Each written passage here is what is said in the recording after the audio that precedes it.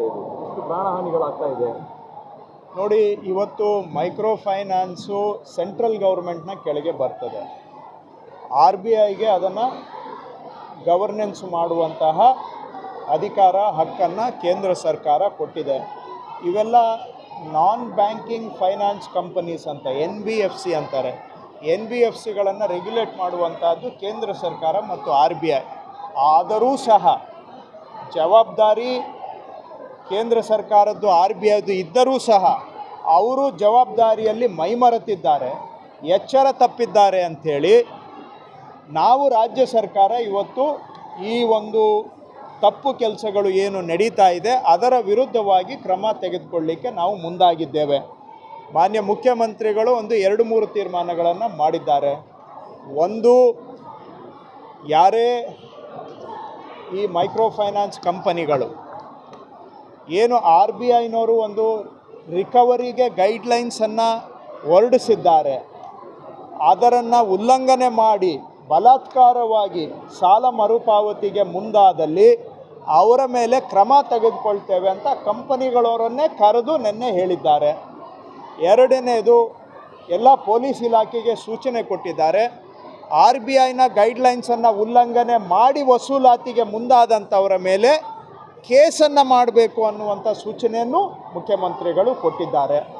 ಮೂರನೇದು, DC ಮತ್ತು SP ಅವರು ಆಯಾ ಜಿಲ್ಲೆಗಳಲ್ಲಿ ಒಂದು ಸಭೆಯನ್ನು ಮಾಡಿ ಈ ಮೈಕ್ರೋ ಫೈನಾನ್ಸ್ ಕಂಪನಿಗಳು ಎಲ್ಲರನ್ನ ಕರೆದು RBI ಗೈಡ್ಲೈನ್ಸ್ ಪ್ರಕಾರವಾಗಿ ಕೆಲಸ ಮಾಡಬೇಕು. RBI ಗೈಡ್ಲೈನ್ಸನ್ನು ಹೊರತುಪಡಿಸಿ ಕೆಲಸ ಮಾಡಿದರೆ ಸರ್ಕಾರ ನಿಮಗೆ ತೀವ್ರ ಕ್ರಮ ತೆಗೆದುಕೊಳ್ಳುತ್ತೆ ಅಂತ ಜಿಲ್ಲಾ ಮಟ್ಟದಲ್ಲಿ ಸಭೆಗಳನ್ನು ಮಾಡಬೇಕು ಅಂತ ಅವರಿಗೆ ನಾವು ಸೂಚನೆಯನ್ನು ಕೊಟ್ಟಿದ್ದೇವೆ. ಹಾಗೂ ಕೆಲವು ಅನ್ರಿಜಿಸ್ಟರ್ಡ್ ಮೈಕ್ರೋ ಫೈನಾನ್ಸ್ ಕಂಪನೀಸ್ ಇದ್ದಾವೆ, ಅವುಗಳನ್ನು ನಿಯಂತ್ರಣ ತರಲಿಕ್ಕೆ ಕೇಂದ್ರ ಸರ್ಕಾರ ಬ್ಯಾನಿಂಗ್ ಅನ್ರಿಜಿಸ್ಟರ್ಡ್ ಲೆಂಡಿಂಗ್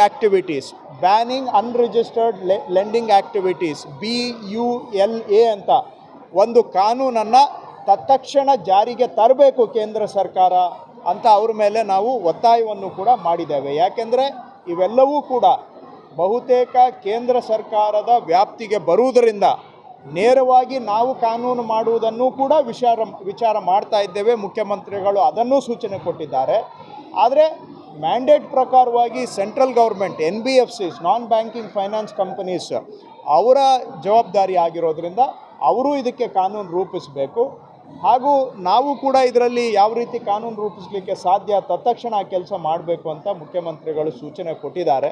ನೆನ್ನೆ RBIನವ್ರಿಗೆ ಕರೆದಿದ್ದೇವೆ, ನಬಾರ್ಡ್ನವ್ರಿಗೆ ಕರೆದಿದ್ದೇವೆ. ಅವರಿಗೆ ಈ ಎಲ್ಲ ಸಂಗತಿಗಳು ರಾಜ್ಯದಲ್ಲಿ ನಡೀತಾ ಇರೋದನ್ನು ಅವರಿಗೂ ಮನವರಿಕೆ ಮಾಡಿಕೊಟ್ಟು ಇದು ನಿಮ್ಮ ಕೆಲಸ, ನೀವು ರೆಗ್ಯುಲೇಟ್ ಮಾಡಬೇಕು, ಅವರೇ ರೆಗ್ಯುಲೇಟ್ ಮಾಡ್ಕೊಳ್ಳಿ, ಸೆಲ್ಫ್ ರೆಗ್ಯುಲೇಟ್ರಿ ಅಂತ ಹೇಳ್ಬಿಟ್ಟು ಇವತ್ತು ಆಗ್ತಾ ಇರೋದಕ್ಕೆ ಕಣ್ಣು ಮುಚ್ಕೊಂಡು ಕೂರ್ಲಿಕ್ಕೆ ಆಗೋದಿಲ್ಲ. ನೀವು ಕಣ್ಣು ಮುಚ್ಕೊಂಡು ಕೂತರೂ ರಾಜ್ಯ ಸರ್ಕಾರ ಕಣ್ಣು ಮುಚ್ಚಿ ಕೂರೋದಿಲ್ಲ ಅಂತ RBIನವ್ರಿಗೂ ಹೇಳಿದ್ದೇವೆ, ಆ ಸಂಸ್ಥೆಗಳವ್ರಿಗೂ ಹೇಳಿದ್ದೇವೆ. ರಾಜ್ಯ ಸರ್ಕಾರ ಇದು ಕೇಂದ್ರದ ಜವಾಬ್ದಾರಿ ಆದರೂ ಸಹ ಜನಗಳ ಪರವಾಗಿ ನಾವು ಹೆಜ್ಜೆಯನ್ನು ಇಟ್ಟಿದ್ದೇವೆ. ಮಾಡಿದ್ರು ಕೂಡ ರಾಜ್ಯ ಸರ್ಕಾರ ಏನು ಬಾಳೆಹಣ್ಣು ತಿಂತ ಕೂತಿತ್ತಾ? ಕೇಂದ್ರ ಸರ್ಕಾರ ಏನು ಮಾಡ್ತಾ ಇದೆ? ಚಳ್ಳೆ ಹಣ್ಣು ತಿಂತಾ ಇದೆಯಾ? ಹಾಗಾದರೆ NBFC ನಾನ್ ಬ್ಯಾಂಕಿಂಗ್ ಫೈನಾನ್ಸ್ ಕಂಪನಿ ಬರೋದೇ ಸೆಂಟ್ರಲ್ ಗೌರ್ಮೆಂಟಿಗೆ. ಅವ್ರಿಗೇನು ಕಣ್ಣು ಕಿವಿ ಇಲ್ವಾ? ಕುರುಡಾಗಿದ್ದಾರ? ಕಿವಿ ಕೇಳಿಸ್ತಿಲ್ವಾ? ಜನಗಳ ಸಮಸ್ಯೆ ಅವ್ರ ಕಣ್ಣಿಗೆ ಕಾಣ್ತಾ ಇಲ್ವಾ? ಇದು ಸಂವಿಧಾನದಲ್ಲಿ ಅವರು ನಾನ್ banking finance company central government mandate ಇದು. ಅವರು ವಿಫಲರಾಗಿರೋದ್ರಿಂದ ರಾಜ್ಯ ಸರ್ಕಾರ ಮಧ್ಯಪ್ರವೇಶ ಮಾಡಿ ಜನಗಳ ರಕ್ಷಣೆಗೆ ನಾವು ಹೆಜ್ಜೆಯನ್ನು ಇಟ್ಟಿದ್ದೇವೆ. ನಮ್ಮನ್ನು ಪ್ರಶ್ನೆ ಕೇಳೋರು ಅವರು ಕೇಂದ್ರ ಸರ್ಕಾರ ಏನು ಮಾಡ್ತಾ ಇದೆ, ಅದು ಮಾಲೀಕರ ಪರವಾಗಿದೆಯಾ? MFI ಕಂಪನಿಗಳು, ಮೈಕ್ರೋ ಫೈನಾನ್ಸ್ ಕಂಪನಿಗಳು ದುರ್ಲಾಭ ಮಾಡಲಿಕ್ಕೆ, ಅವರಿಗೆ ರಕ್ಷಣೆ ಕೊಡಲಿಕ್ಕೆ ಕೇಂದ್ರ ಸರ್ಕಾರ ನಿಂತಿದೆಯಾ ಅನ್ನೋ ಪ್ರಶ್ನೆಗೂ ಅವರು ಉತ್ತರ ಕೊಡಲಿ.